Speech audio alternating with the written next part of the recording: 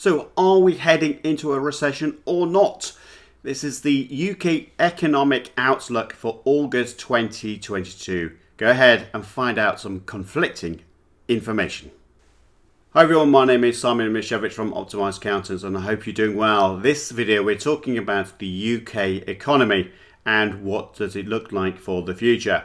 And the first thing I want to bring to your attention, this is an August video. We're talking about May numbers. Why is that? Well, the ONS, the Office of National Statistics, do provide data after the event. So we're not going to be talking about May data in August. There will be a July update, so we'll be providing that in the next 2-3 weeks. Now, what it's saying here, interesting enough, is GDP and recession means that you have to have 6 consecutive months of negative growth, as in declining economy. But what we can see already, if we look across there, yes, we've got quite a few bits of negative growth. But hey, look at this. In May 2022, there was an uplift in the UK economy. So therefore, we cannot be entering the recession for 6 months after that event. So really, the earliest time that we could be officially in a recession is going to be December 2022. Really interesting insights there. I was expecting to see negative growth in May 2022, but these numbers are quite surprising. Why is that? Well, people are not stopping spending money. So they are buying products, they are buying services as they have been. And they haven't been too nervous about the economy, so they are going forward with that.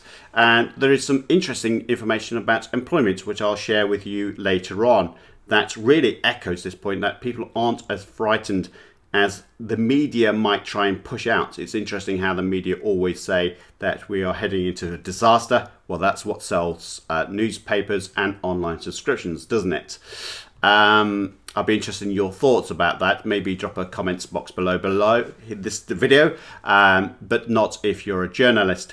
So I want to just bring some information to you to what other publications have been saying. Washington Post, the Bank of England projected. Now Washington Post is obviously American. They've got their own issues in terms of the economy, and it certainly does look like they are in recession, if not very much getting into a recession quicker than the UK. So maybe we are managing our financial affairs in the economy in the United Kingdom better than the United States.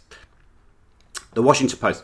The Bank of England projected Thursday that the United Kingdom's economy will enter recession at the end of the year, which is what I've just said. We can't enter recession earlier than December, as it's hiked interest rates by the largest amount in more than 27 years.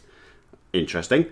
The Metro have also said that the bank's Monetary Policy Committee said the United Kingdom is now projected to enter recession from the fourth quarter of this year.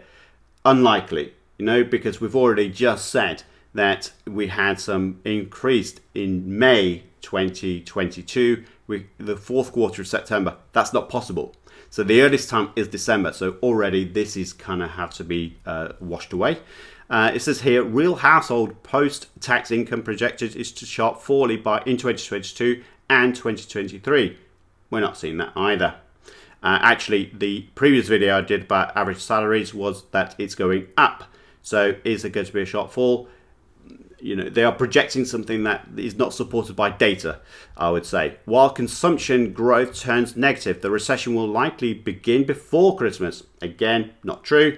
During the UK's economic fourth quarter. So there's a lot of conflicting information there. I'm not sure I believe the bank committee, what they're saying here, based on their own data for the matter. And that's what I said in the title. There is conflicting information based on what the ONS is saying and what the bank committee is saying. What's your views? Who do you agree with? Will there be a recession? When will it go through? Please don't shoot the messenger. I'm pretty much just trying to get all this information to you for you to make an informed decision based on what you're seeing and what is right for you. So please do add in your comments, but please don't shoot the messenger. I've had a lot of people say, you don't know what you're talking about. I'm basing it on data, and that is all I can base it on. I am not kind of making this up as I go along. Interest rates. Okay, so where are we with interest rates? 1.25% for July 2022. It is projected that interest rates will go up in September, October, to follow what the United States are doing. So expect interest rates to go up, which also means that there's going to be an impact on affordability buying products and services, which is where they're saying that recession leads. If you increase interest rates, then recession could follow. What it's trying to do with the interest rates hikes is to stem inflation. Now, inflation is whereby people are buying products and services and there is not enough supply. So there is a great demand from people that have got the pay packets, they want to spend money, they want to buy products, they want to buy services, but there is not enough supply. So therefore inflation starts to go up. And that's where the prices of products and services will impact what you can buy. Inflation rate, interesting enough, the inflation rate again slightly out of date data. We got June 2022 again. That's because the ONS haven't published July yet. I believe it's forthcoming, and I will do a future video with those updates as soon as it comes through. But we are looking at inflation rates of 8.2%. So it doesn't look like it's going to be slowing at all.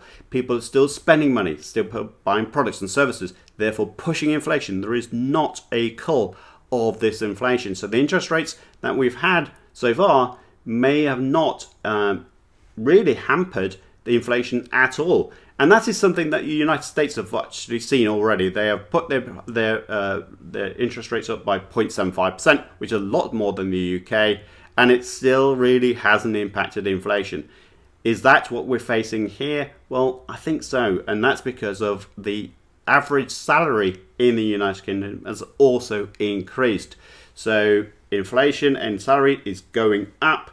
The amount of interest rates that's affecting that is really being compensated by the higher salaries, and that's why we're seeing strikes.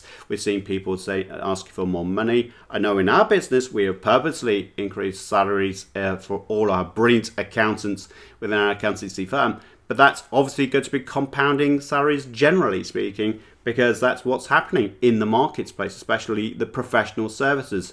I have had some comments from people saying, you don't know what you're talking about. I've not seen the salary increase. Well, maybe, just maybe, now is a good time to change careers, because some of the professional industries and some of the what they call blue-collar workers, I really don't like that term, but some of the people that are drivers, for instance, they're getting a huge amount of wage increase. If you're not seeing a wage increase, maybe now is a good time to change careers. UK economy and where we think we're going to be headed. Reuters has said the Bank of England says it will act forcefully if needed to stop the surge of inflation from turning into a long-term problem, meaning it could deliver a rare half percentage point increase rate rise as soon as this week. Now, that's come and gone. We haven't seen the interest rates at all being increased yet, as far as I know. Please tell me if I'm wrong, but I've not seen it. Do we expect to see interest rates going up at any time in the next 2 weeks? I can't see it, if I'm honest. There's no noise from the Bank of England. It is expected that they will do something, maybe in September, October, but there's going to be a lot of watching over the pond across the Atlantic to see what the US are doing. We are different economies, I do appreciate that, but what one country is doing to try and combat inflation isn't working by increasing interest rates. So why should we follow the same failed mechanism? Now, it may not fail in the UK, but it's certainly failing in the US currently.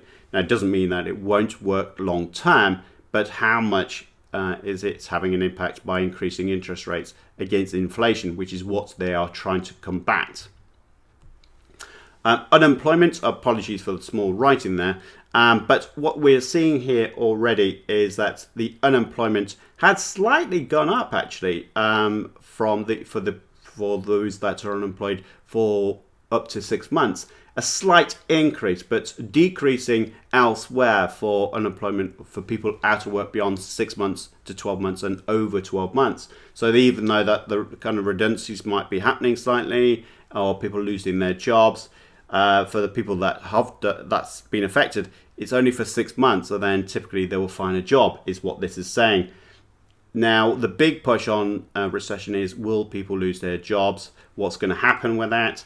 Well, let's have a look what other people have been saying. So Reuters again saying the number of people in work in Britain jumped by the most since mid 2021 in the 3 months to May, and the unemployment rate held near half a century low, suggesting the cost of living squeeze has not yet hit demand for staff. And I have to say that in the professional services, in drivers, there's a lot of demand. So you may see cull of some type of sectors, but not in others. And therefore, I do suggest, again, thinking about changing of career, finding out where in the next 5-10 years, where the salary is going to be heading in different type of sectors, and maybe just retraining might be a good thing for you. But going on from what they are commenting on, people, there is a lot of demand in professional services. I know that as an accountancy firm, and talking to my good colleagues in other sectors in professional, like lawyers, they are really in demand for more lawyers. We are in more demand for more accountants. So if you are an accountant looking for a good position, maybe consider Optimize. We are still in need for good staff. So I can't see that there is going to be any issues with employment for a period of time. But again, I'm only basing it on what we can see today. A lot can happen tomorrow and the future. But so far, there is no impact on the UK. The Guardian follows up from this. There was better news from figures showing that the number of people in employment jumped in May. More than 290,000 workers joined the labour market. That doesn't sound like a recession to me, does it to you? About 120,000 more than forecast by City analysts. Again, there's a lot of media that's saying we're in recession in the UK, but the UK economy is very strong, I have to say. The Americans have flooded their money supply with their $1,200 checks, which went against them because now inflation is way out of control.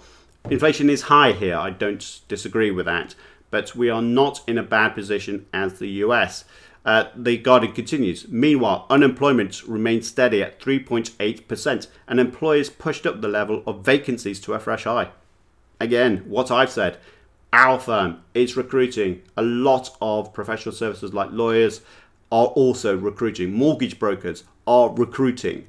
There is a lot of demand out there. So if your sector is facing a push, maybe retraining, again, is a key message to you all.